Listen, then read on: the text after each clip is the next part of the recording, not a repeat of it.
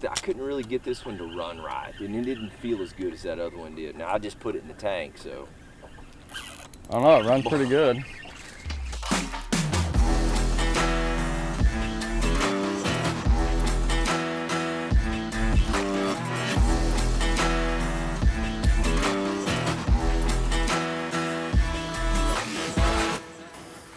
So we've moved to, gonna throw the jerkbait around for a while. This is something that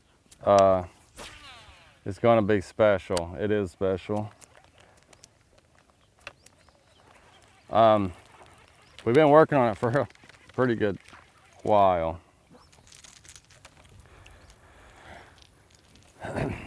So when you like a spinnerbait a whole lot, you put a spinnerbait blade in a jerkbait, like right in the nose of it right there.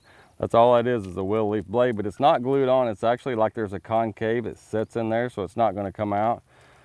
But the intention behind that was, you know, this bait rests kind of at 45 degrees or so, which is where I want it to rest, that you're gonna get a solid return off of live scope. And you'll see it like whenever I'm working on live scope, you know, I can see the bait the whole time, but whenever it actually flashes, whenever it gets that, I mean, it's almost like an explosion happens on the screen. You get a solid return there. And it just helps being able to see the bait, know what your bait is versus something else. But colors, you know, depths. This one was the first one that we started working on, and Chad's got a new one, maybe a cousin to it, a little smaller. You're fixing to get a bite? A little smaller bait, but the colors are awesome. The action's awesome. You know, in the past, everybody knows I like a Rogue, and the good thing about a Rogue is, or the bad thing about a Rogue is, I felt like I was limited to a water temperature, like 40 to 55, because just the way it is, it's slow. It's a big bait. This is a bait that I could throw anytime. Smallmouth fishing up north, you know, just anytime. But we've already went on this bait. We've already went through all of the process. Prototypes, you know, we went through, I don't know, 3 or 4 prototypes. So this is production model. This is out of the box. And that's kind of the final testing is you get a production. We take it out here, we use them, make sure that everything's good, you know, that the consumer's gonna be happy. We know it's gonna catch fish because we've tested it for a lot of time. And like whenever we come with the bait, I'm not the only test dude. Chad fishes, he tests it. The other pro staff members, they test it. Then we gather all the feedback, make changes, you know, if we need to, which typically 99% of the time we have to make changes. That's just part of the process. Sometimes it's 10 changes and sometimes it's only a couple. It depends on how lucky we get. Who's the pickiest? Me. Yeah. Yeah. By far. Well, I mean, like, when I'm picky for a reason. Like when that consumer goes and puts his $4 for a pack of Yum, or he spends $10 on a covert or whatever, like I want him to get that out of the package, and I want him to be able to use it and something not tear up on it. And I want it to catch fish. That's why I like using you. Because it's picky. Picky. Why didn't you not catch that one out there? It was a baby. It's about as big as that one out there at 45 is not a baby. I didn't see him yet. I was focusing on that close one. It's not as big as... It's about as big as your bait. Yeah.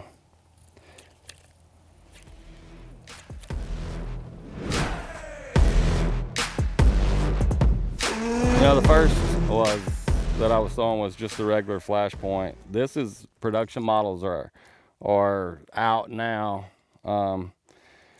Still doing some testing on the deep. This is pretty much probably going to go to market like it is. You know, we've done a couple of changes on it with the bill, and what I wanted is one, you know, that 4 to 6 foot, depending on line size, with the flash point, and then the deep. And on that deep, I want something that will get there quick. You know, if I'm out in the middle like this and I'm throwing at one, I don't want to have to throw 30 yards past him for it to get to that depth, because these fish out here are moving in the middle. So I want something, you know, I can throw 10 foot past and it gets down there. Has a lot of the same you know, characteristics as the flash point with the blade and everything. It's just the deeper bill is the only thing that's different. But and Chad's playing with one up there that's actually a smaller size. You know, all of these are just test models other than the Flashpoint. And what's crazy is, you know, we're sitting here testing it. See the difference in the size?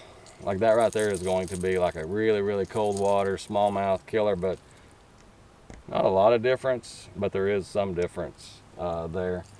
But, you know, we're out here testing, which is what happens. You know, a lot of people think, well, he's a pro angler, you know, you see fish tournaments, but a lot of the work on the side is like this, lure development, whether it be, you know, Garmin stuff, or it's all development stuff on the side. And, you know, we're out testing baits today, and I'm sure Stetson is out probably testing. Maybe not today, but this week he's got a handful of baits that he's testing. And that's how we come to release these baits, you know, is just through testing and testing and testing and you know, just evaluating everything and then bringing them out in a box.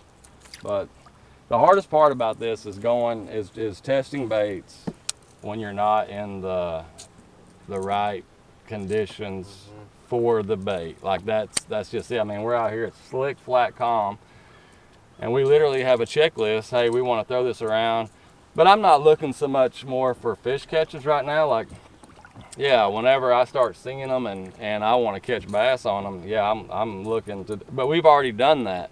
Like this is just about, you know, are the split rings good out of the box? You know, is the paint good? Is the paint going to last fishing? Can I hit a stump with the bill and it not break off? That's the kind of stuff that we're doing now. And, you know, a fish catch is kind of a bonus. So Fine-tune feature. Fine-tuning. But the Flashpoint's been fine-tuned. The deep is probably, this is probably going to be the bait. The little one's still, Junior, he's still, I think he's close. He's real close. It's real close. Yeah. I mean, so, I mean, it's just kind of like the last confidence builder before he goes to production.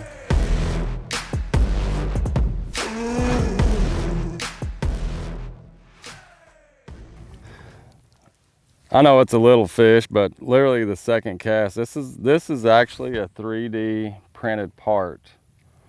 You know, just like you would print paper, you put it in the computer and you print it. You make a couple casts and you catch one. So this is, we've talked about some of the other baits being in the final stages. This bait is in the, I mean, like the infant stage, like brand new. Make a couple casts and it feels good. You know, what we're looking for is action, you know, what it feels like. And the only reason I'm throwing it on a spin rod is because of what I had it laid on the deck. It actually cast really good. Just feeling for the action, like what it looks like. You know, and a lot of times I'll do this in the pool. Chad will send me baits and I'll test them in the pool, but I'll use live scope and see how deep it runs.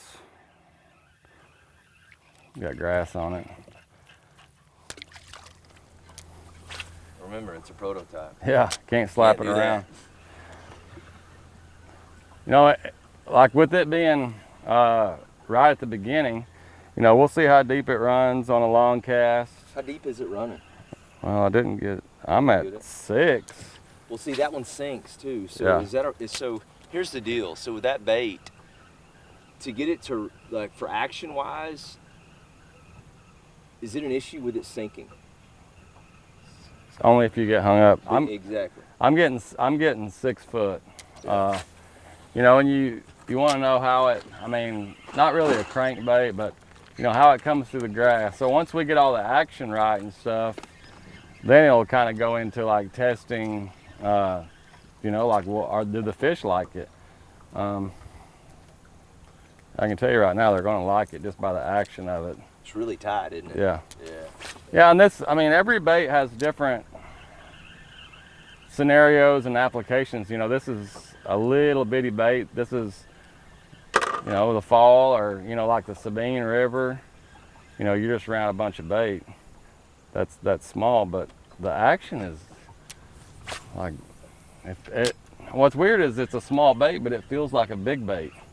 I mean, you can just feel it. It's got resistance and it's pulling back, which, you know, in a crankbait, that's what I want.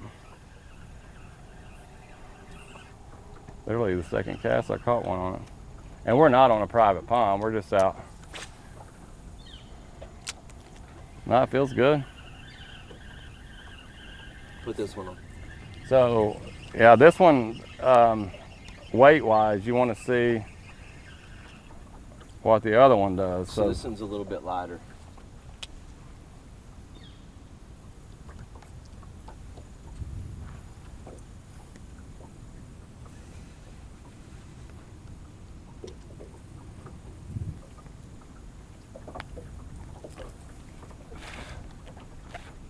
Let it pause, will it float?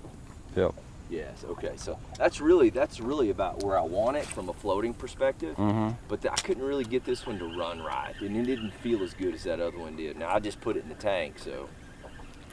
I don't know, it runs pretty good.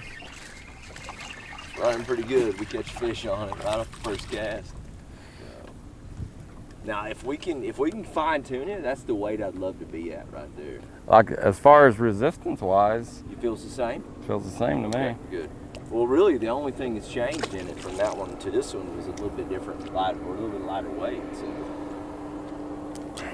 I messed around with it in the tank yesterday, and that's about it. I wanted to bring it out here with us today. The problem I've always had with little baits is little bitty hooks, and this one's got one's got bigger hooks on it, so I don't feel like you would lose them, you know, as much as you will with little bitty hooks. Yeah.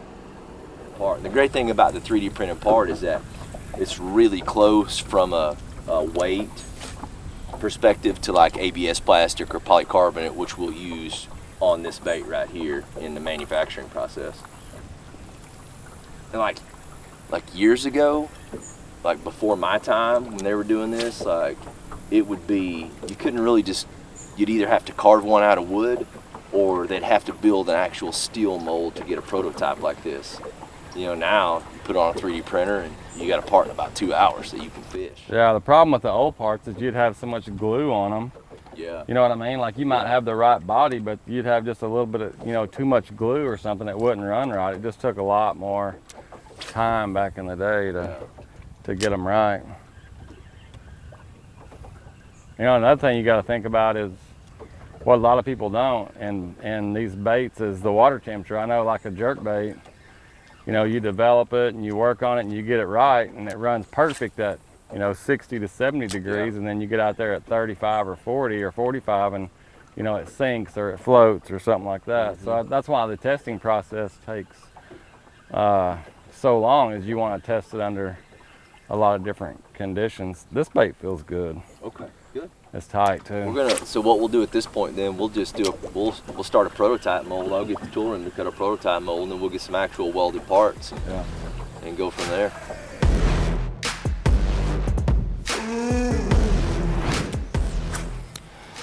So both the baits that we have are literally the 3D prints. I mean, like, you got to be careful with them. You're just looking for kind of like the weight, you know, like on his top water, is it nose up like it should be where it'll walk? My bait, you know, does it swim good? Does it roll on its side? Does it do this? Does it do that? What it sounds like? Yeah, what it sounds like. This is kind of like the first initial stage. Like it landed and he got it. Okay, so it didn't sound like he clicked over. No, I thought it landed in grass and it landed right on him.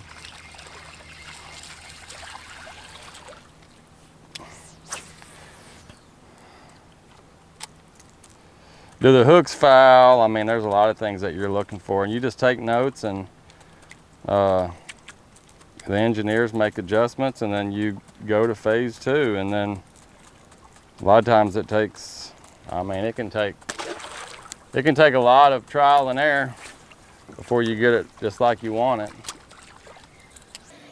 So what we wanted to do is kind of just give you an idea of the kind of the lure process, the making process. What happens, it's not just, you know, you come up with an idea and you throw it out there and put it to market. So a lot of testing, A lot of trial and error. You know, we caught a few bass. I beat Chad in the final little challenge there. So That's all that matters. yeah, that's all that matters. But hope you guys learned something, and probably gonna be jumping in the deer stand soon. We'll be out in the boat some too. Appreciate you riding along.